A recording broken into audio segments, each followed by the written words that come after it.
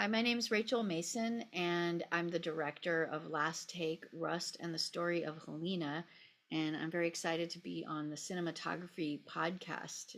The following podcast contains explicit language.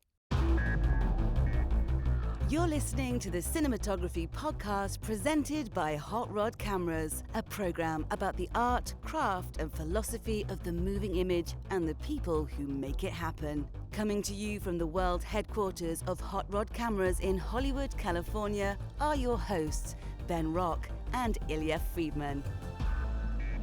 Hey there, Ben Rock. Hey, Ilya, what's up, man? Hey, it is time for another fine episode of the Cinematography Podcast. Who is on our show today? Today, something I'm excited, and it's kind of bittersweet, is we have Rachel Mason, the documentarian who made the film Last Take, Rust, and the Story of Halyna, which was my short end, I believe, last week, and is, I think, required viewing for anyone who is in the film business or who is interested in the film business. You will learn a lot about how we really do it by seeing how they did it so wrong on Rust. And she was personal friends with Halyna, and so it's like there's like a personal edge to the documentary that I'm not saying that if Errol Morris decided to make a documentary about this, that it wouldn't be super amazing and compelling. But the fact that she's personal friends, I feel like it brings a personal angle. She makes Halyna like the main character of the documentary. And I feel like Alec Baldwin has been the main character of the controversy. Not that Alec Baldwin is not in the documentary, but like Halyna is, we've been saying this from the moment that this tragedy happened. Halyna is the exact person we would have had on the show. If everything had gone well on Rust would have been, a note, like you can see from the footage that she shot, that it would have been like just an amazing looking movie, and we would have wanted to have her on the show. And so I feel like this tragedy hits the world of people that we have on here, and the people we talk to, the people we call our friends. It hits that world pretty hard. And I got pretty emotional talking to her about it, because to me, this is a topic, accidents happen in life. they do. But like this was negligence. Negligence should never happen around firearms in any context, not just while you're making a movie, but doing anything. And it's just such a miserable, sad story, but a really, really fucking great documentary, and I think people should see it. I agree. I agree. I think that people definitely should see it. I'm actually, I usually hope and wish that I am available to do most of the interviews that you get to do without me. but usually, the we divide and conquer. We have schedules. Both of us are busy. But this one, actually, it would have been really nice to meet her, but at the same time, that documentary made me more angry than almost any documentary I've seen recently. And I mean, it made me angry because of just all of the levels of corner cutting and corruption essentially that happens at the production level, of which there's all kinds of blame to go around for that. But yeah, it's like, honestly, I don't think I talked to her about this, but there's the documentary Who Needs Sleep, the Haskell Wexler documentary, which was basically just about like the abuse of crew people. And I feel like it's not covering the same material as this film, but I feel like they pair well, where, it's like the people who and anyone who acts like the entertainment business is not necessary should not listen to our close focus that we're about to go into when we talk about the kind of money that these companies are making. Like, I think it's very necessary, but I don't personally believe that outside of being a soldier or a policeman or something, where you sign up to risk your life, anyone who goes into the film business thinks they're risking their life by doing it, by making entertainment. There's no great movie that I have loved that was worth somebody dying to get it made. And on top of all that, to me, the Rust situation redounds to, like, this was so preventable. If all the armorer did was follow normal safety protocols and not do something idiotic like bring a real bullet to a set, which like that was something that was kind of an unanswered question by the documentary, and we talk about it and it's unanswered. We don't know why it was there. Yeah, we don't know. And unfortunately, the person who was most responsible to know that was also being tasked with all kinds of other duties that were not necessarily related to that, which is a colossal cost-cutting cost-cutting thing that ultimately resulted in the death of Halyna and the injury of other people. And the direct bullet went straight through Halyna and embedded in the director. Oh my God. Yeah, it's nuts. Anyway, I'm sure that you guys get into a lot of stuff, so we should probably not belabor this conversation anymore since we're about to have it. We do want to talk about, though, our close focus. And now, close focus. Studio profits. And again, anyone who's like, oh, the entertainment business is frivolous garbage, that you don't need the entertainment business in your life. Why are you listening to a podcast about cinematography? But also, like, the kinds of profits these companies are making is, it's obscene. It is obscene amounts of profit. And really what's happening is that there's been a redistribution of some wealth over the last decade or so, and particularly with Netflix taking a huge portion of that, but also a shifting of what's happening at the major studio level. And these are huge conglomerates. They have multiple revenue streams. They have all kinds of other, feathers in their cap of business models, some of them more in cable, some of them more in, consumer products. But it's like these are massive, massive corporations. And look, I don't know where you want to start here, Ben, but I think that we got to bring up Netflix. Netflix just like trounced all the other studios with $39 billion in revenue. Yeah, they're saying that Netflix has actually surpassed even YouTube at this point, which, to me, that was like last year's bomb dropping on me personally, was to learn that on televisions, not on your phone, not on your computer, watching on television, YouTube was far and away the biggest, most successful streaming service, while Netflix appears to have surpassed them. Although Netflix is not, or excuse me, I should say YouTube is not on this list of studios, because YouTube isn't a studio. That's true. And of that $39 billion in revenue, $7 billion of it was net profit, which that number is more than like the next three studios, put together. It's like it's a little crazy. bit like when Airbnb became the most profitable hotel chain, because they didn't own any buildings, and Netflix has kind of a walled garden approach to how they have their movies and TV shows and whatnot. You have to subscribe to Netflix. You can't get them any other way. You can't buy them, to my knowledge, you can't buy them on Blu-ray, or they're certainly not on any other service. But they have movies and TV shows from anyone else, anyone else they can license from. So they're the big dog, and they sort of invented streaming in a way, and as I think I've quoted him before, but like Craig Mazin in a roundtable interview was talking about how Netflix kind of distorted the television landscape by creating this world where it's just like a fire hose of nonstop HBO level content coming at you all the time. I bet HBO would beg to differ about the level of the content, but yes. And also, I just called it content, so I got to put one in the cuss cup. You got to put something in the swear jar for that.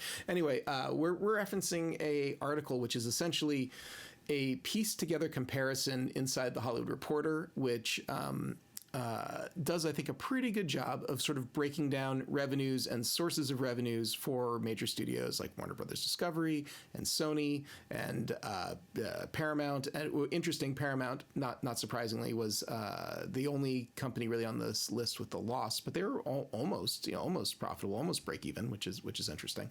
But really, the story I think the story is Netflix. Netflix with their massive numbers, but NBC Universal also did quite well, and it's very interesting to read their sort of breakdown, because not all the companies give apples to apples for their metrics, so it requires someone to actually do some sleuthing to really try to be able to compare these things. The big surprise to me actually was how, I wasn't surprised that Paramount and Sony weren't doing as well as these other companies, but I was kind of shocked that Disney wasn't doing better than like NBC Universal, because I feel like, you know, Disney's always way out in front with all these massive hits. Yeah. And you know, you and I were talking off mic too about like the companies here that have revenue streams that are separate from, you know, movies and TV. Licensing deals, vertical integration, all of these, you know, consumer home electronics, all of the different things that like, you know, go into their coffers that don't actually come from filmed entertainment, come from making productions and putting it into the world. So yeah, except Netflix, who's kicking everyone's ass. But you know, like Disney has the theme parks, Universal also has theme parks, Sony obviously is part of Sony, and then Apple, which is not even on this list, but like, you know, Apple, obviously their TV and film unit is like the smallest, most random slice of it, of what they do. And Amazon Prime does a lot of big stuff, but like they're still mostly just a place where people buy their shoes and stuff. And a grocery store. So it's like, anyway, we're not going to, you know, distill all this down to one clear trend. I think we should get to our interview now. The Cinematography Podcast Interview. Let's get into your documentary, Last Take, Rust and the Story of Halyna. Like, it's such a comprehensive and amazing telling of this like horrible tragedy, and all the different parties who are responsible. But you knew her, right? You knew Halyna? Oh yeah, I mean we were very close. Yes. So Yeah, so what was it like? Our kids are still friends. Oh my God. Yeah. So like making a documentary about the death of somebody you personally knew, and a death that was like so completely avoidable, like so unnecessary. Let's just get into it. Like, you know, like what brought you to the documentary, and what was it like going through all this footage of your friend? Well, I guess just to show you a little bit of my connection, that hat right behind me there, those two hats, those are Halyna's hats and that one on top is the one she actually wore on the set of Rust. And her widower, Matt, is a good friend of mine, and the reason I know her is because our two kids are friends to this day. My son and her son are like very, very close. They've known each other since they were 3. And yeah, so the first thing that I had to really grapple with was not even her death, but how her son would be shielded from media and from scrutiny and from the pain and suffering of just losing his mother. And really my focus immediately turned to her son and helping, because we're in the world of being parents together. Yeah. So that's how close we are. But we are also collaborators. Halyna and I worked on different projects, and my goal was always to work on a bigger project with her, but so many of our different things were very small, very indie, kind of proof of concepts. I was sort of the person she would call when she was in between projects to come up with an idea and work on it, because I'm an artist, is my background. And so she was such an artistic, like constantly creative mind when it came to cinematography. So she would even have shot ideas she might want to test out, and she would think of something like, she called me once because she discovered there was a retaining wall near Runyon Canyon, and it looked really beautiful, and she knew that the spot where it was, you know, there weren't going to be anyone guarding this area, so we could do something cool within like 4 a.m. and 6 a.m. And I was like, God, who on earth would look at a retaining wall for a house that was about to get built and see a potential? But sure enough, I went over there, and it was extraordinary. It was like this beautiful backdrop that you could just visualize all of this detail in this rock wall. I mean, it was really crazy how Halyna could see things where the average person could see absolutely nothing. Like, she saw the world in incredible detail with shot ideas constantly. So I would work with her on things that were interim projects and things that were very, you know, artistic, like music videos, or like a gallery project, or something that would be in a performance art piece. So that's our friendship, and that's our connection. How did the two of you meet initially? We met by pure serendipity because our kids went to the same daycare, which was an absolute total random act on my part. I found a daycare that I thought was suitable, and it happened to be this daycare in a Russian Ukrainian community in LA. And I love the idea of my son being immersed in another language, and I know they do a good job. And sure enough, found Halyna, and our kids were there from the time they were 3. Went to the same elementary school as well. So yeah, that's how I met her. Wow. Yeah. Well, I get that too. I have a 6-year-old son, and I always joke that like at a, I meet new parents at school, and the first thing I do is look them up on IMDb. Like I, like it's the most LA thing ever.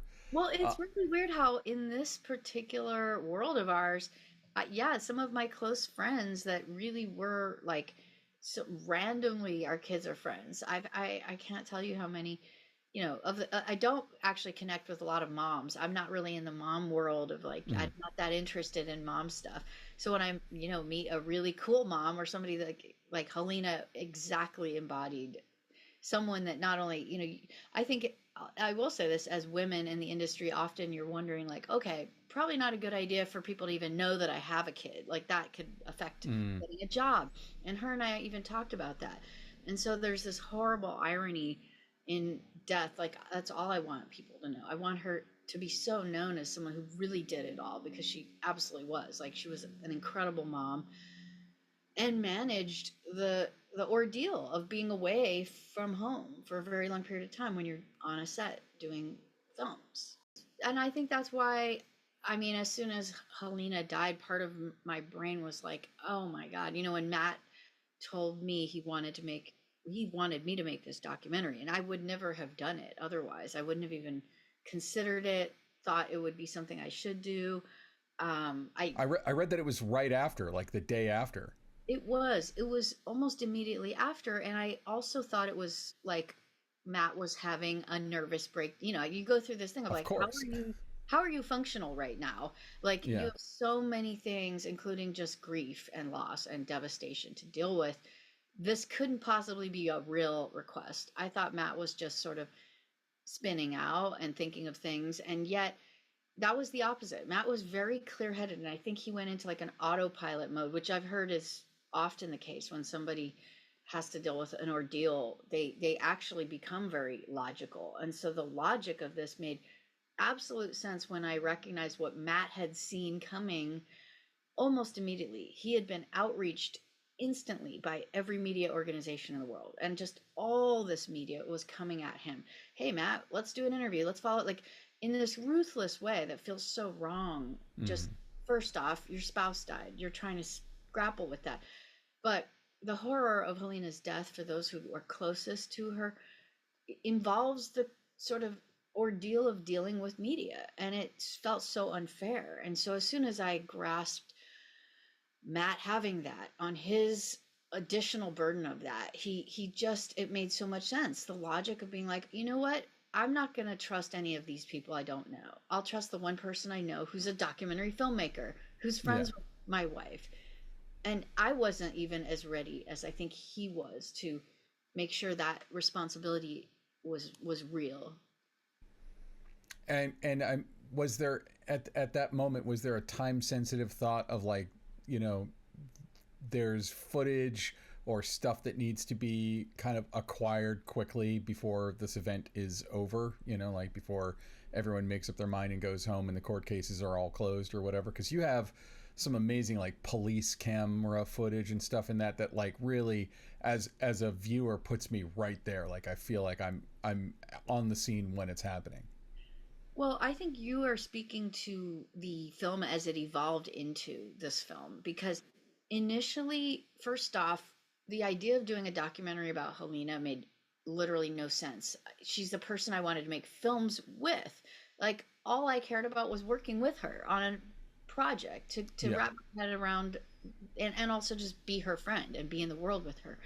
That she's someone I have to memorialize into a state of a finality for her. None of that made any sense initially, just emotionally, and then suddenly I had to recognize, no, she has passed on. Someone's got to step in and reconcile her, like someone has to do something for her, and that alone felt like the burden, pure and simple. Like, let's memorialize her, let's tell the world who she was. Let me go through, and the first thing I did was I actually watched every single film she made. I acquired all of her hard drives, and so I was sifting through just piles of footage that she shot that probably she shouldn't have even acquired, but DPs squirrel away footage from Yeah, different. So I you was like, always wow, have this to. is, yeah, I was looking at things thinking, oh my God, I'm getting this inside view and the shots that she loved and all the stuff that she loved. And, here being that her notebooks are right in front of me. And that's why I was excited to pull them out, because the world of cinematography was all I thought, okay, to encapsulate Halyna is to make a film about her as a cinematographer entering this unique profession and balancing it all with her own spirit.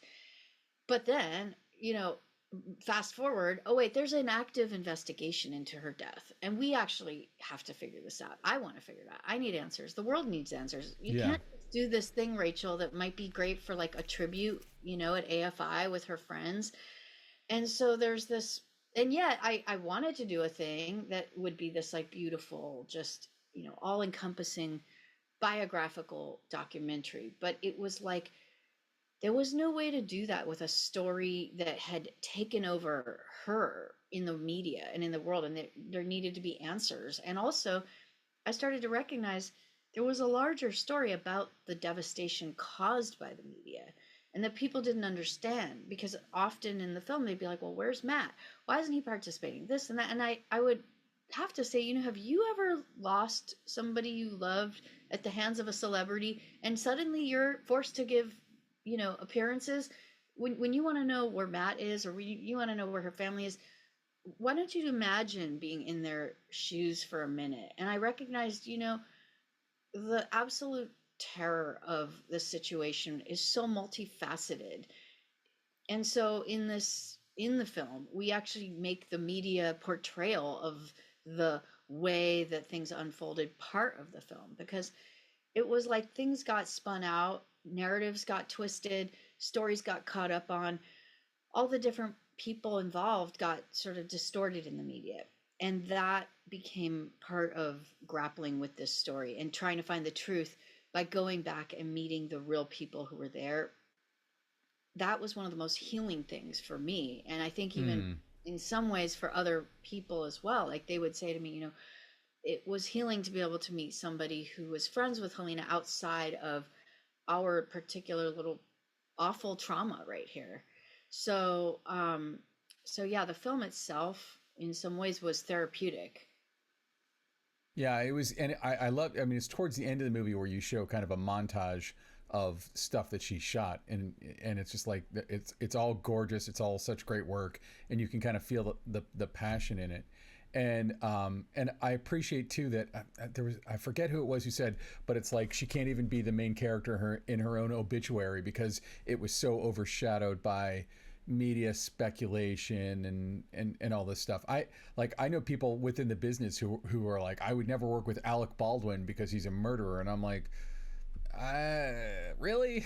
Like, I mean, like, yeah, I'm not here to tell anybody what to think, but I feel like what's great about what you do is that you do a great job of foregrounding Halyna, and also kind of giving us an idea of what happened and how it hit everyone involved. Because when you're on a set, especially I mean, they're in Santa Fe. I'm sure some of them lived in Santa Fe. Some of them came in from wherever, other parts of the country, and it's like you form like a little family for whatever, 2 months or whatever, and then it goes away, and in the middle of that, this freaking unspeakable tragedy happens to the I mean, to me, I mean, I don't know, the director is important, producer is important, but like I'm always focused on the DP, and to me, like they set the tone of the set. They're the mastermind of the footage that you're going to see later. And obviously, I'm not taking anything away from directors.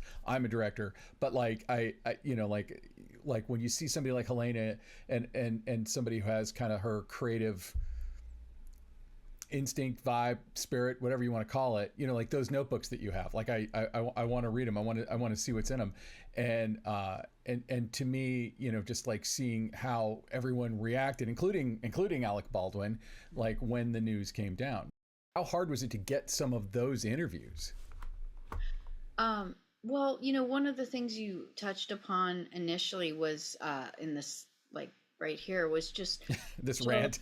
Yeah, I was thinking because you had a whole bunch of different things I love to respond I to. have so many thoughts about what happened, and so many Yeah. thoughts also about your film. And because we've been doing a podcast now for like 13 years, and that's all we talk about is we talk about and to cinematographers. You Yeah. know, to me, it's like when something like this happens, you know, we take it a little personally. You know. Well, I think that's the thing. In some ways, I feel a huge burden in this film, and you know, no one should have the responsibility to tell the singular version of this story, but it has currently landed on me to tell this version that is the Halyna centric version. Because Yeah. look, the one person I would most want to tell me what their experience was on that set was Halyna. Like every single minute of working on this film, I would think, God, if only I could actually talk to her and she could tell me what this was like. So the closest best thing I had was her, again, her notebooks, Mm-hmm. her text messages, her emails, and then the firsthand information I had from talking to all the people. And once everyone understood who I was, and just like I was just speaking yesterday to Therese, the costume designer, and I even yesterday I was like, why did you speak to me? Like, you know, I wanted to know that. And she was like, because I could tell you were her friend, and you know, we can't do something for Halyna. Like we can't, but she thought, you know, I could do something for you, Rachel. Like she said that to me. She's like, I could see and feel that you needed answers and you wanted to know what that last day was like. And I was so grateful for her to tell me that, because I think all of Helena's friends were like, what the fuck? Like this cannot be real. We need to meet these people. Who are you? And I got this access because I think I was there with just the purest of intentions to be like, as her friend, can you please tell me what is not currently known about this situation, because none of it sounds real and right, and it all got distorted through the viewpoint of different writers and different journalists. And you know, every person that interviews anyone is going to cut out the thing they have to say.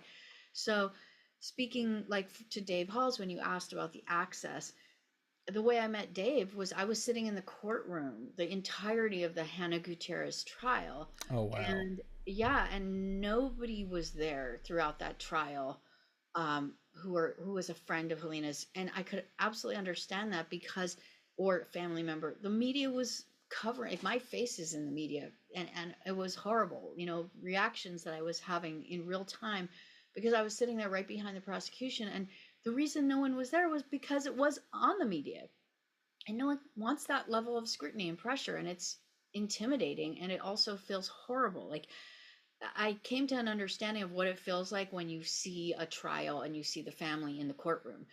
It's the most awful feeling. Like you're just there for your own private personal world of hell to just Yeah. process this trauma. The only people who were there from Helena's side throughout this trial was Julie Metz, my producer, and myself. And we were there because we needed to observe the trial for our documentary and to learn what really happened. And in some ways, it felt like an obligation to her family, to her friends, to everyone, just to be there. And when Hannah's verdict got announced, I was actually sitting in the courtroom all by myself. And it was a really lonely and sad feeling, just, you know, being there as the only person representing Halyna's family and friends and her side. But no family were there. It was really impossible for, I think, them to just go into that very, very painful space in that courtroom. You know, it was painful for us as friends. It's impossible to imagine how horrible it would feel for family to be there.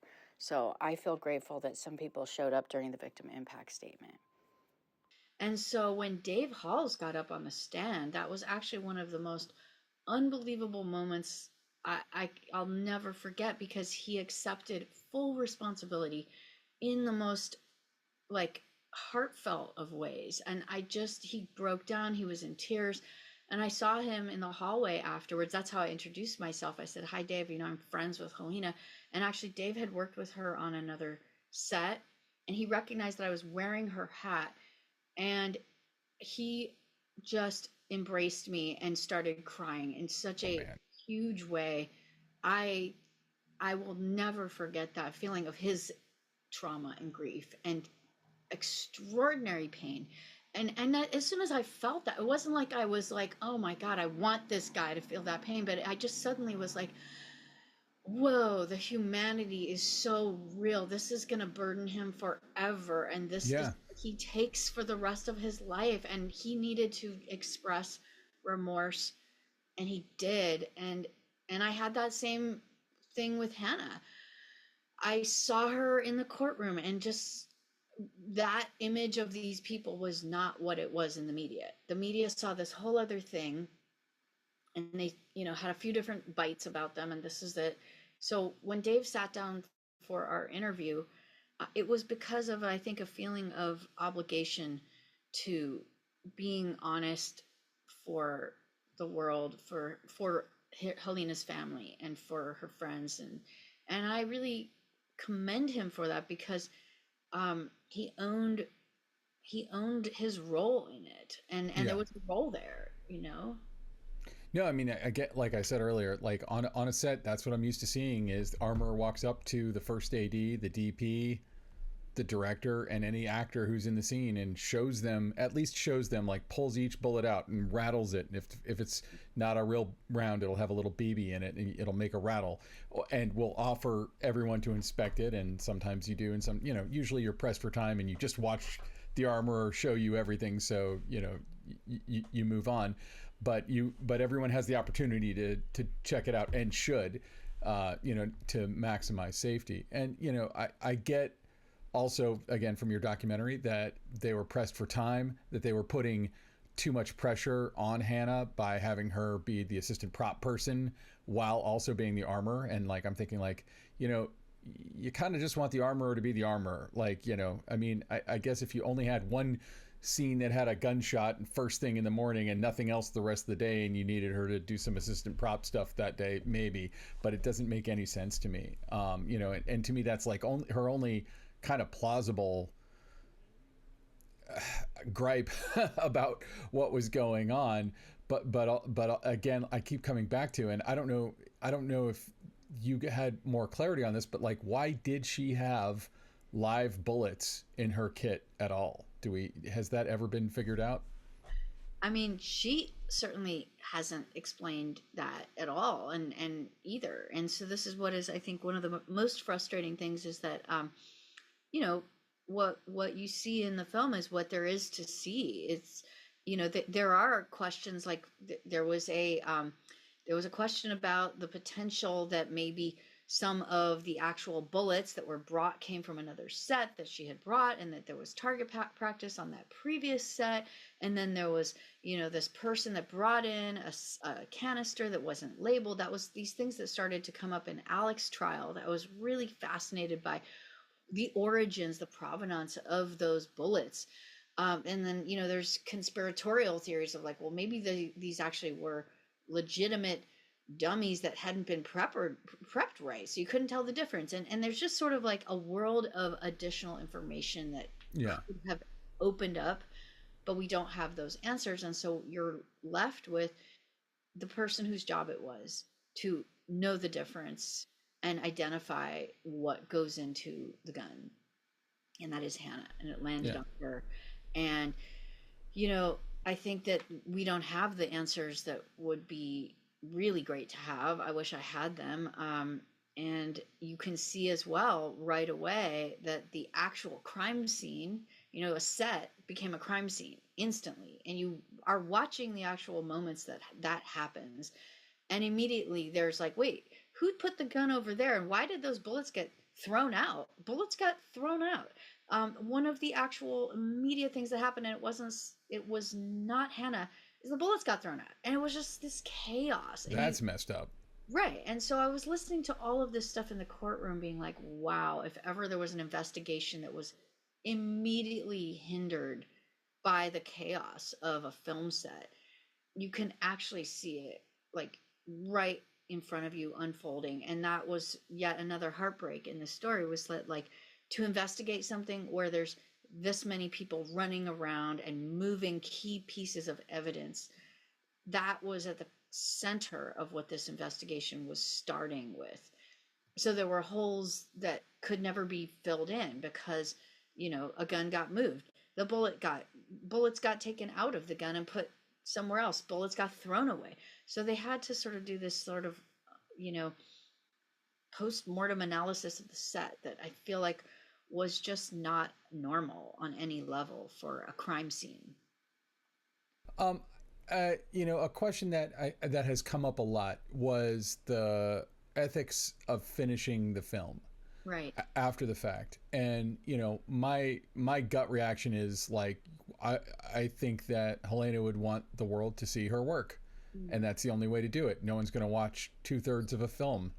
And there was, even when it premiered at Camera Image, there was no less than Rachel Morrison, who we've had on the show, basically saying that we're exploiting Halyna's death to sell tickets. And and her family was behind it. I assume you were behind it, but I'm curious, like, what was your take on all of that, on the again, the ethics of finishing it, the ethics of showing it and people watching it now? Well, it's so fascinating about Rachel. It's funny how our names are so similar, Rachel Mason and Rachel Morrison. Oh, it's true, yeah. I have like so much respect and admiration for Rachel Morrison. And Yeah. well, what's weird and horrifying, I will say, is that when the first tweet that got put out, like immediately when celebrities started tweeting Halyna's name, I was just, it's so emotional because my first thought was like, The Rock knows who Halyna is. But this is not how he should know her. He should know her because he wants to work with her. And that would have been the coolest thing on the planet for Halyna. And she was so ambitious, and she was going to get to work with The Rock. I have no doubt. Like, Rust was going to be the film that after she made it, all the other directors who were like, excited to see a brand new up and coming, superstar, this would have taken their breath away. She would have gotten calls, like, she would have been a high level DP. Halyna loved Rachel and was a fan of her work. And so, weirdly enough, I had seen that tweet from her, and it just I'm not trying to throw Rachel under the bus here at all. Like, no. I'm just saying, I was so shocked that suddenly Halyna is in the orbit of the people that were her absolute mentors. Not just shocked, but like the crushing blow of feeling that, like, no, this cannot be how they come to Halyna. Like, they need to come to Halyna because they know about her work and they respect her work, not because she died on a set. Like, that's wrong. And so I just kept feeling like, I don't know, it was this twisted need in my mind to be like, how do I like defend her as an actual great artist that everyone needs to know about? But she didn't get that chance. She didn't quite get there. And Rust was that film that was going to do it. So what's really interesting is that I also understand exactly where they're coming from. This idea of like, well, how could anyone finish an artist's work? If somebody, especially if they are a visionary artist, then that means by definition, it's their vision. And if they have a shot idea, it's going to live and die with them. It cannot be done by somebody else. That was this idea of like an artist, an auteur.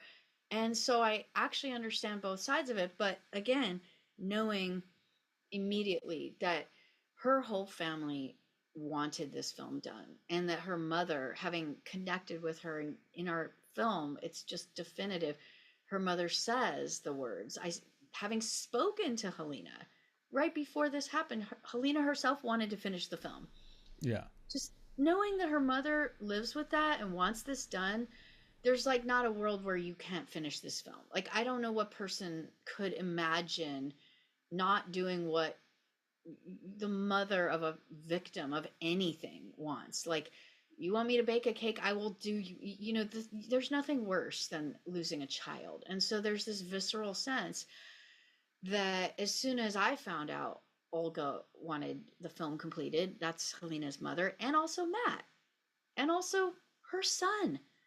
I spoke to all of them, and it was just so clear. Okay, well, anyone who knows the family and what they want, you just kind of feel like whatever we need to do for them is what makes sense. And that's why Alessia in our film, she's one of Halyna's classmates and cinematographers at AFI, made that exact statement. And it really resonated. She's like, I can't do anything for Halyna. Like, we can't know exactly what Halyna would want. But if you are going to talk to her mother and her mother tells you what she wants, then it's clear. You can at least do what her mother wants. And so I was going to say, this was an interesting thing. I was at Camera Image and I saw Rachel there, and I actually wanted to let her know Halyna was a big fan of your work, and I just, I'm here to support Rust, and I totally knew where she stood on it. And I watched Rust. I was in tears the entire time. It was so moving to watch this film. Devastating, doesn't even begin to cover it. Just incredibly painful, but painful because it was so evident that to me I was watching her art. The scenes that I knew she shot absolutely were just getting this chance, and it felt to me like the underdog. Like, this is what it means to fight for an actual film by an artist who didn't get the chance to complete it. And so it was kind of fascinating. I got into a car heading back home, and in getting into the car, there was someone else in the car, and it was Rachel Morrison. Oh, So wow.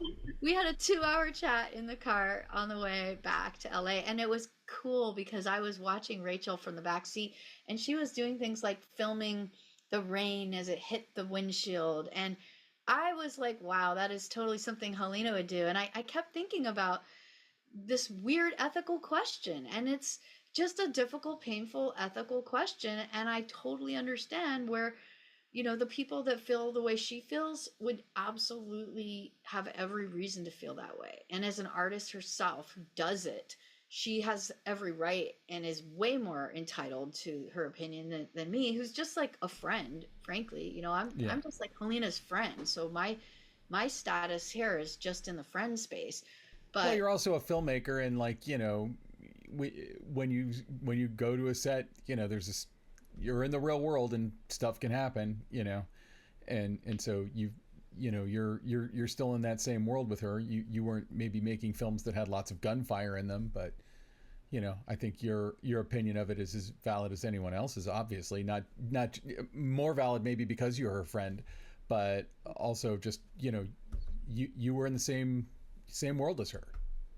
yeah, well, I think that this is where it's been a hard balance as a documentary filmmaker. I mean, I have a little bit of a history of doing personal films. My first film, Circus of Books, was about my parents' bookstore. It's a kind of a funny film with a couple heavy moments in it, but it's ultimately was, about my own family and my parents. So I'm not totally not used to being involved closely with a film, but nothing ever like this, where it felt like the weight of my friend depended on me. And that's why it was such a challenge making this film, because not only the weight of my friend, but all these people in the world who have really strong opinions about everything, and their opinions are absolutely valid. But I will say they didn't see what I saw, and they didn't meet all the people I met. And so I was constantly feeling like I had to challenge different things once I could understand, like, okay, I get why you feel this way, but it's because you haven't met these 3 people,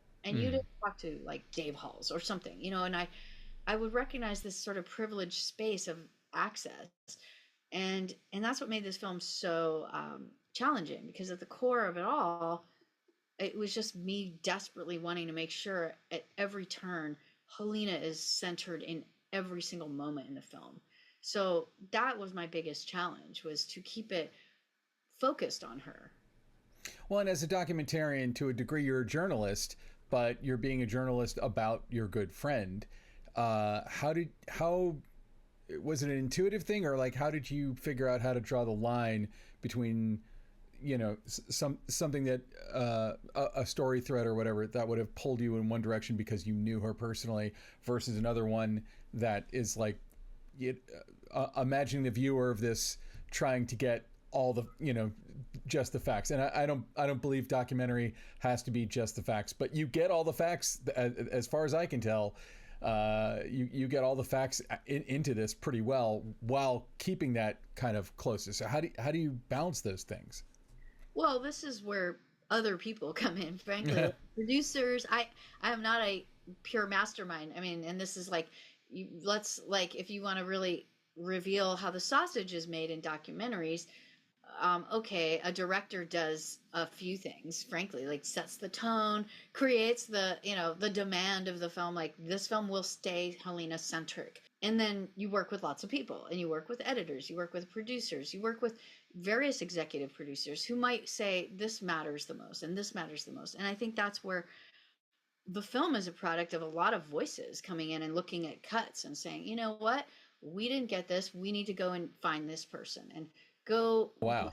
Yeah, so I didn't have every single magical idea, like go interview Dave Halls. Initially I wouldn't have thought of that, and so it came out of the work with different people. So again, it's like Halyna's famous line now, I love that she talks about it. Cinematography is not something you do by yourself, it's a group product.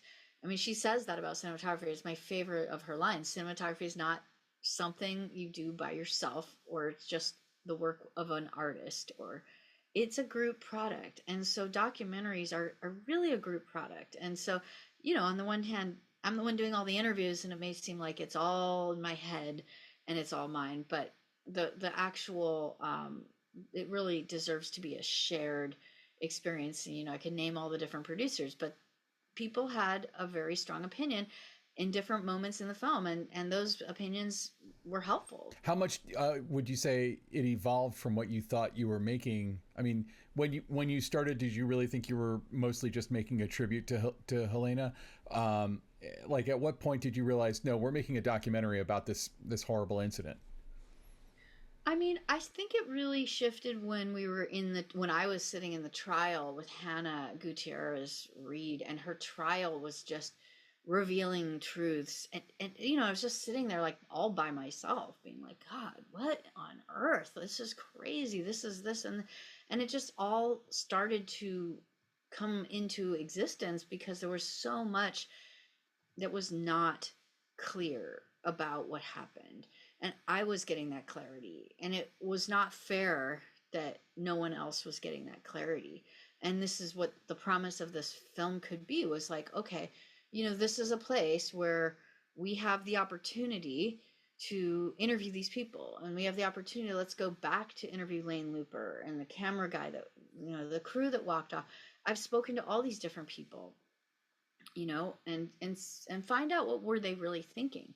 And there's lots of people I spoke to that didn't even end up in the film, but that gave me stories. So it helped craft that portrait of what happened. So I would say that when it started to shift might have been actually when Rust was completed, when the decision was made for Rust to be completed, and Matt, Halyna's widower, granted us this access. He said, if you would like to go film that, you can have the access. And I was the only person with any access at all. So, everyone understood, we're here for Halyna, and we're here because her widower, her husband, wants us here. So they were very open-hearted about that. And I think that's one of the things I was talking about. You were talking about directors and Halyna being so creative. I was going to say that's one of my favorite things about the film, is this connection you feel between Halyna and Joel. And as soon as I met Joel, it was so obvious that Halyna found a director she was going to work with for life, if possible. Like, I could just see that. It was so obvious. And you see in her own footage, she loved working with Joel. And that's also why one of the clips in our film is that I wanted her to be able to have in death the actual ownership of her own story. That it's not like she's just this victim and all this horrible stuff happened to her. She talks in our film about how, when there's a spark with a director and you get 10 ideas, she talks about that. And then you see her doing that with Joel. And that's what helps I think the world understand this is Halyna's film. Rust is her film. This is a film that she wanted to make. She was working with people that she loved and that loved her. And, there was chaos and there was conflict, but that actually is kind of normal for sets, wouldn't you also say? Of Have you course. ever been on a set where there weren't some grumpy people and people that were in little disputes? Oh yeah. I mean, there's a lot of grumpy people, and usually it's the DP. She didn't seem too grumpy, but DPs have a reputation for being a bunch of grumpy pusses. Yeah, and so that's the thing. You see that there were factions, there was conflict, there were things that happened, like, the camera crew walk off and Halyna feeling very betrayed by that. And so that was one of those things where the narrative about that was so not clear until I saw her text and talked to people who were there and then understood, wow, the camera guys had issues related to hotels and related to things that weren't simply just guns. And so there were other dynamics at play on the set. And then the feeling that nobody, I think, could have until you see our film is like how awful they feel now. Like they have to live with that. And I mean, I feel like, no one would blame them for what happened, but one of them says it, like if they'd set up a DIT station, then she and the director wouldn't have been right behind the camera. right.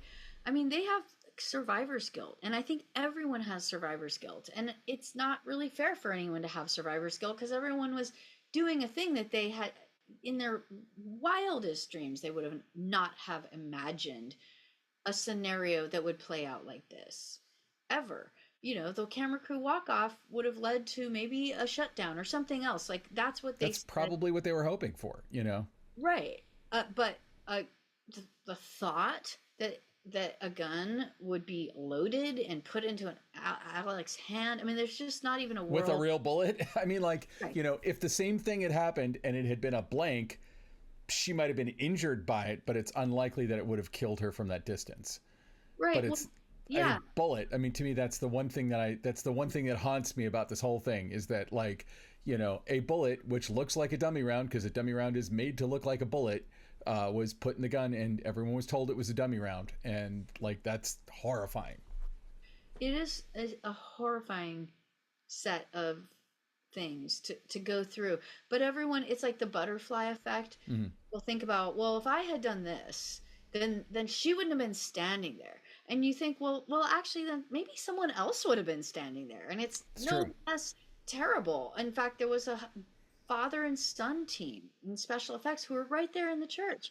And, again, interviewing them was so profound because on camera they say, well, it could have been my son who got shot, and then the news would have covered that. And so, I just think it's, our film kind of needed to go into these things. And it sadly was not because I necessarily wanted the film to go this way or that way, but this stuff happens when you make documentaries.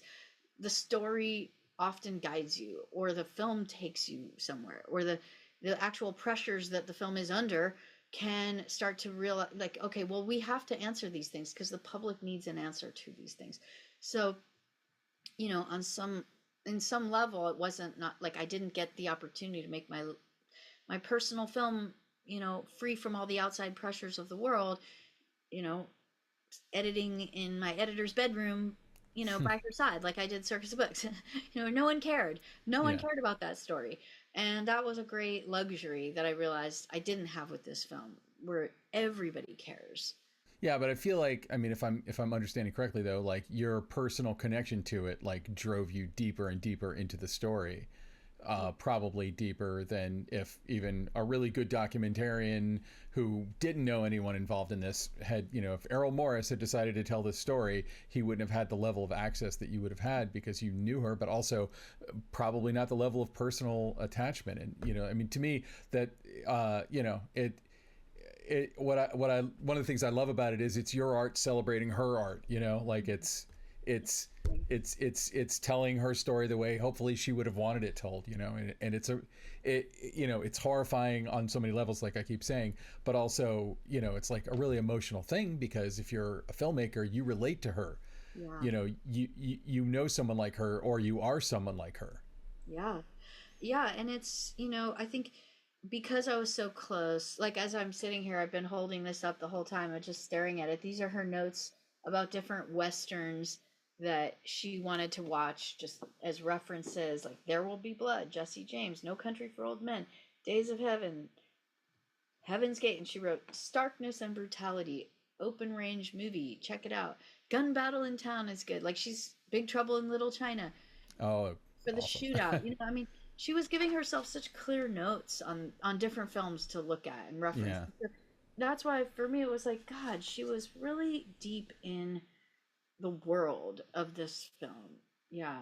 So that's what it says there. In case of loss, please return to Halyna Hutchins. Interesting to see that. Yeah, and she had written all kinds of notes about the different people that she was working with. I love this one. Andy Graham, operator, sweet Texas guy, worked on Mandalorian. You just have these little small notes, but she was trying to take notes, and it gave me a sense too, like, you got to get crew, you got to make some notes, find out who they are. And, she was really deeply involved in the whole thing. So, I think that's to me what empowers her in death, is to say, look at how deeply she was involved in this film. And this was the last film she worked on. And granted, there's other films of hers that were not completed at the time of her death. And I know of one called Notes, and I love that it got finished. I loved Rust because no one wants to hear that. It sounds wrong. It feels wrong. But when I think about a film that Halyna would have wanted me to enjoy because she made it, she would want me to have loved this film. And I was watching this film, watching Alec, like in this huge moment. His face was enormous on screen and he was tearing up, and it was that uncanny, like, reality meeting fiction where I had to imagine he was feeling those real feelings. And I'm sitting there next to Bianca and I was looking at her like, oh my God, like, was Alec feeling that? Like, that was so real. And she was like, yes. And I could feel it. And it was unsettling and terrifying. And also that thing that happens with really great art where you are so moved, you can't even wrap your head around it. I was so, like, disturbingly moved because this is a film about an accidental shooting, and it's an old man played by Alec grappling with his past, and you see this sort of unfolding in our present world, and about him, and you're thinking all these things, and you're just living with it, and it's so beautiful. Like, the actual imagery is so beautiful. Shot after shot after shot is, like, stunning, at least when I saw it on the full screen. So I would hope people can see it on the full screen, and it really, it's a great film. And I think Joel is really talented, Joel Sousa. Mm-hmm. So. Well, that's great. Well, and I think that's a great place to leave it. Before we go, do you have a website or an Instagram or something that you would want to direct people towards to interact with you, see more of your work? Yeah, I mean, if anyone wants to find me on Instagram, I tend to use that the most. My hashtag there is just Future Clown on Instagram, at Future Clown. And yeah, I think it's not that hard to look me up. I think, Rachel Mason is about as common a name as John Smith, so you could look at Rachel Mason director on Google. That usually. Excellent. And obviously, anyone who wants to watch Last Take, Rust, and the Story of Halyna, it's currently streaming on Hulu. That's where I saw it. And can't recommend enough. Especially anyone who wants to make a film, anyone who is a filmmaker or wants to be a filmmaker or has been a filmmaker should check it out. Like, I feel like it definitely gave me a lot of, I don't know, it gave me a lot to chew on, and it was like all I thought about for the next several days. It's powerful work. Thank you so much, Ben. I appreciate that.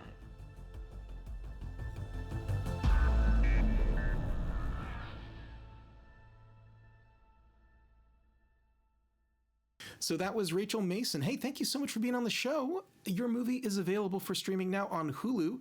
Anyone who's listening to the sound of my voice who has not seen it yet should go out and it is stream required viewing. Like, yeah. If you care about this podcast, you care about what this movie has to say. If you work crew, which I know a lot of people who listen to our podcast do, you should give it a watch for sure. Definitely. It might make you very angry, but it's worth it. It is worth it for sure. It will make you angry. It makes me very angry. Yeah, that is just one of the emotions that definitely comes up when watching it. All right. So Ben, we got to thank our sponsors. We got to thank our fine friends over at Aperture, makers of all kinds of lights and lighting. Never heard of them. Yeah. They're becoming ubiquitous on sets. And actually this year, I think it's important that we call a little bit of attention to what they're doing at NAB, because they're doing something that's a bit different. I'm sure that this is not cheap. I'm sure they're spending a bunch of money, but they are doing an event concurrent with NAB that is not inside of NAB. There have been a couple of brands that have done something like this in the past, but that being said, it's still rare, because as expensive as NAB is to rent your, $50 a square foot, $60 a square foot, booth space for 4 days, Aperture has gone out and partnered with a company called View Studios and is hosting this thing they call Apex 2025, which is the Aperture experience. And man, we're going to put a link to the Eventbrite on here. I'm sure it's going to sell out because they're not charging for it, but it's a 3-day event which includes workflows and demonstrations. And it looks to me like on day one, you could be there from noon to after 8 p.m. or 8 p.m. really is when the thing ends. And then on day 2, 1 again to about 8 p.m. they're doing like a dinner, it seems like, after the last event, which is at 6. And then day 3 from noon to 5. So it's like they got a lot of stuff going on, not inside the convention center. It's over at View Studios. I mean, I don't even know where to begin. They're going to have Craig Keefe, ASC, come and do a demonstration. They're going to have DMX education. They're going to be doing, God, it just goes on and on here. They're going to do a virtual production thing, which makes sense because View Studios. And then it looks like they're going to be doing some sort of giveaway at some point too, with like, some pretty expensive, Aperture products. So yeah, it's a thing. Anyway, so yeah, if you're going to NAB, check out Aperture at NAB, which is not at NAB. Well, I think they might be partially there, but really it's going on at their Apex experience outside of NAB. So we're going to be doing 2 interviews out there at NAB. Yeah, so we're going to be doing live private interviews. Audience. Alice Brooks, we're going to see her on Sunday morning, I believe it is. 9 a.m., perfect time for a live podcast at the BEA portion. We will be sure to put a link at the show notes over at Cam Noir in case you want to figure out how to get to see us. It's free. You just need to have your NAB badge or a BEA badge. BEA, which I think a lot of people don't know, is the nonprofit educational portion of the National Association of Broadcasters. And they put on this really, really incredible event with hundreds of sessions, and they've asked us to do a couple of podcasts. So Alice Brooks on Sunday, and then I believe Adam Bricker on Monday, which I think I'm doing. I think you have to get on a plane. If you're listening to us and you're fans of the show and you want to come see us do it live with some cool people, come on out to the BEA. Alice Brooks, DP of Wicked, can't beat it. Yeah, Adam Bricker, DP of Hacks. So fantastic. And now, short ends. Anyway, Ben, it is our short end time of the show. It's when we talk about our pet obsessions. What is your short end this week? Well, firstly, I want to give a plug to a podcast that I've been kind of doing with a friend of mine for the last couple of years. His name is Scott Weinberg, and it's called Horror Yearbook. If you're a horror fan, we'll choose a year or sometimes a filmmaker and go through every horror movie. And I've been doing it with Scott. You can check him out on Blue Sky. I think he's mostly Patreon driven. My real short end is a movie called Bob Trevino Likes It, which is in theaters right now, and it's directed by Tracy Lehman, and it's shot. The DP is somebody named John Rosario, who we have not ever had on the show, but it's the kind of movie nobody makes anymore, and it was great. I saw it in a theater last night with my writing partner Bob DeRosa, and it's like a movie, a small movie about big emotions. And full disclosure, one of the stars of it is a friend of mine, French Stewart, which is probably what got me in the theater, because this movie lacks werewolves. There's no werewolves to be found in this movie. But French is a good friend of mine. I've done a bunch of theater with him. He was in a film that I made. He's a great guy.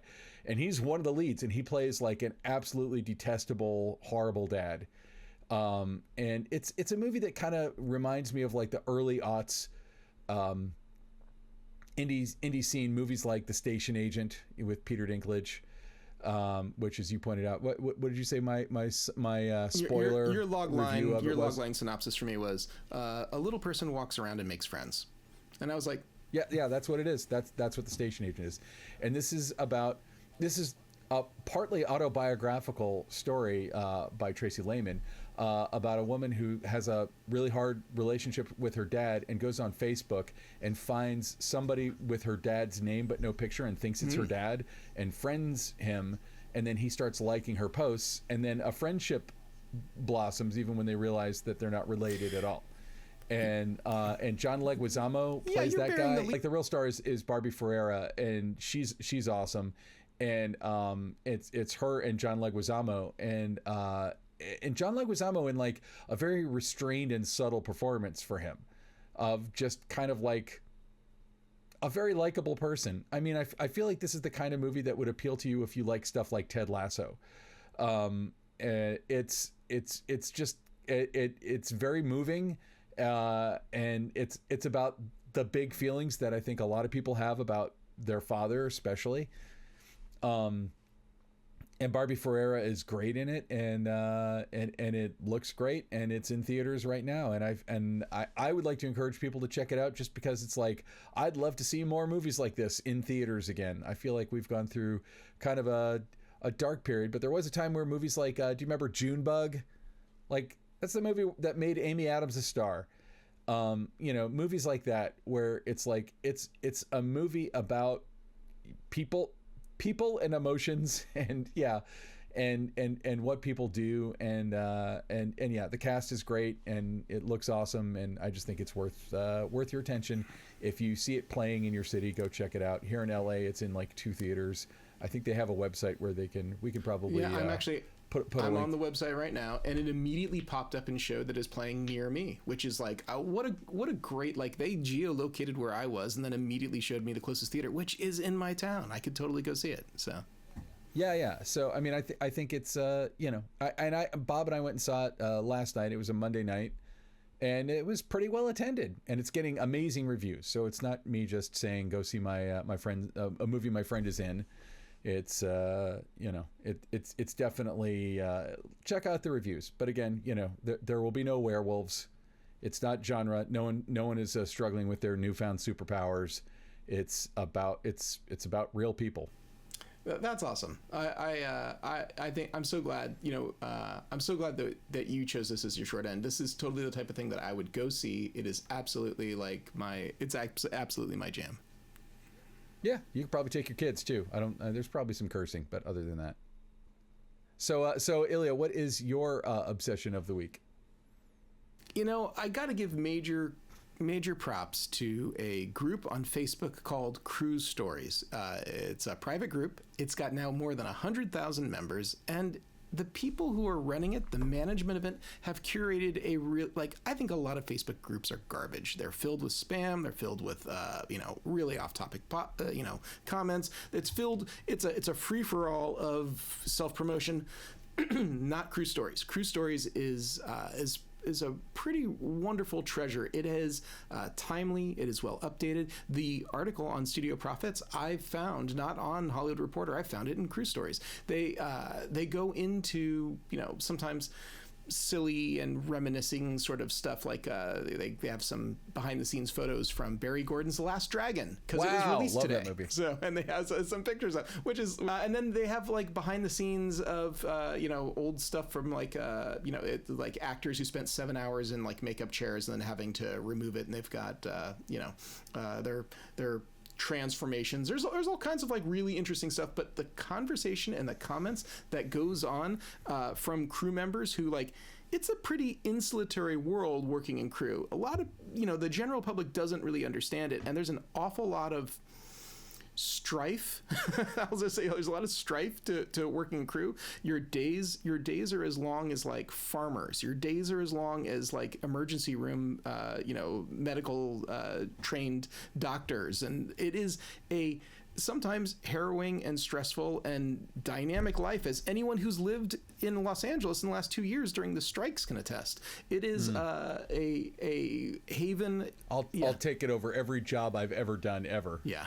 But yes. Well, there are some there's some pretty rough jobs out there. I remember you made a little documentary about jobs once upon a time. So I did, yeah, yeah. But like, I mean, it'll beat your ass, and yeah, I've done a lot of directing, but also before I was a director, I was a makeup effects artist. I was an art dog.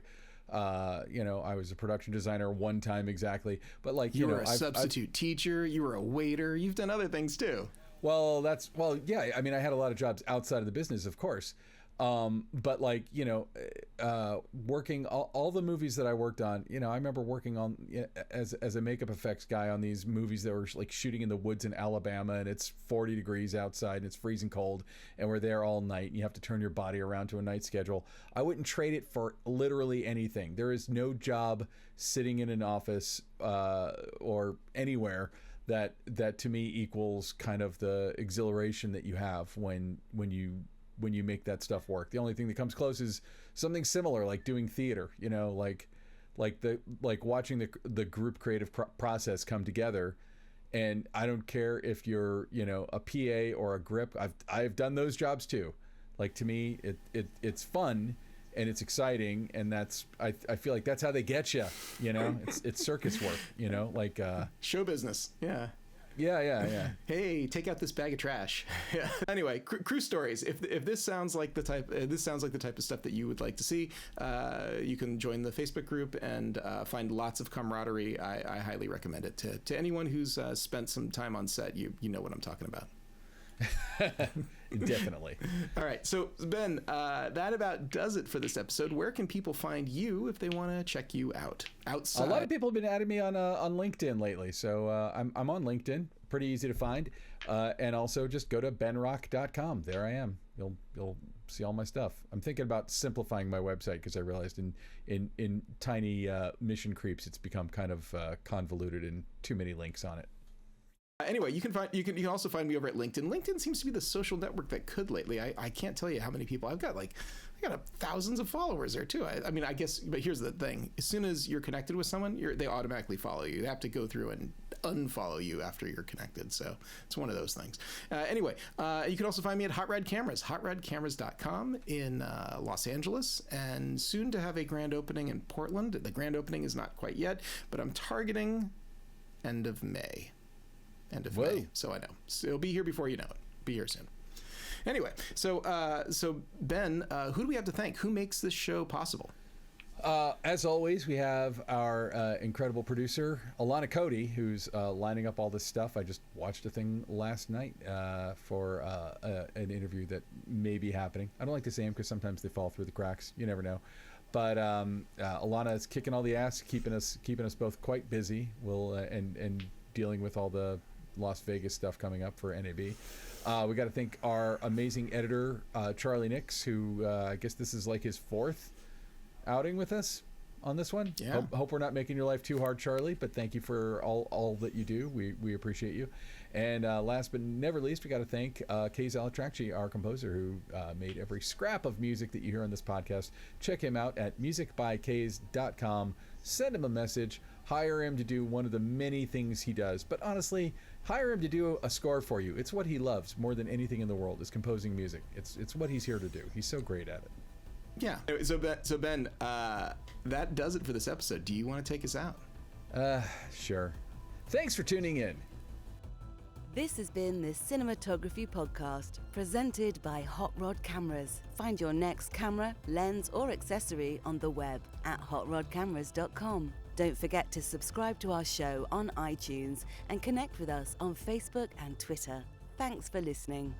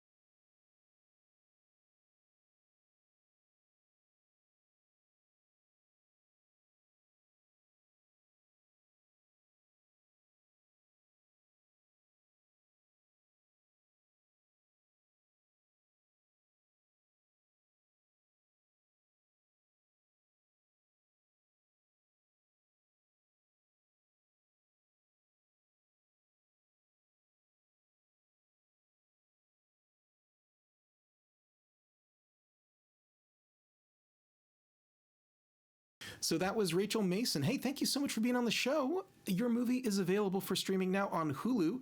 Anyone who's listening to the sound of my voice who has not seen it yet should go out and stream it. Yeah. If you work crew, which I know a lot of people who listen to our podcast do, you should give it a watch for sure. It is worth it for sure. Yeah, that is just one of the emotions that definitely comes up when watching it. All right, so Ben, we got to thank our sponsors. We got to thank our fine friends over at Aperture, makers of all kinds of lights and lighting. Yeah, they're becoming ubiquitous on sets. And actually this year, I think it's important that we call a little bit of attention to what they're doing at NAB, because they're doing something that's a bit different. I'm sure that this is not cheap. I'm sure they're spending a bunch of money, but they are doing an event concurrent with NAB that is not inside of NAB. There have been a couple of brands that have done something like this in the past. But that being said, it's still rare, because as expensive as NAB is to rent your, $50 a square foot, $60 a square foot, booth space for 4 days. Aperture has gone out and partnered with a company called View Studios and is hosting this thing they call Apex 2025, which is the Aperture experience.